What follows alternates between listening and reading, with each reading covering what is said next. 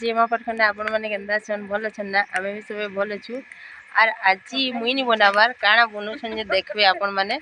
तो आजी के बनु छी टिके देखि नन इटा हो छन मोर नुआ देरेन माने हमर रेशमा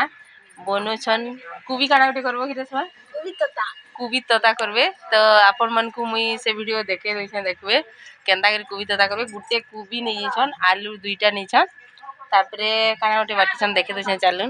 तापरे एटा सुरसो बाटी दै छन आ पातल घंटा गुटे नै छन तापरे धनिया पत्तर कजा मिर्चा आ उइल देबो कि नि उइल भी देबे चलू मोर ब्लॉग रे लागी रहून देखबे केनता लागबा जे कुबी तता देखुन बरा पहला कुबी के धी करी दे दिले करे रे आ तापरे उइल दे दिले पातल घंटा दे दिले तापरे धनिया पत्तर दे देबे आओ से बटा सुरसो की भी देबे थिरे बटा सुरसो दे करी कान कत बडी कहि दिया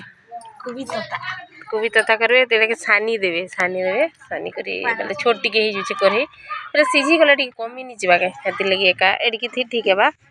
तो इति काना काना करू संजे देखि नेबे आपण माने मोर वीडियो रे जोड़ी रहन तो जानि पारबे जे कुबी तता केनता टाइप रे होचे तापरे तेल दे दु छन मते जहा लागु छे एटा सानी सुना करी बसे देबे पुरगा टाइप रा में जंदा माछ पुरगा जंदा करसो नि हेंता टाइप रो करबे का देखले तो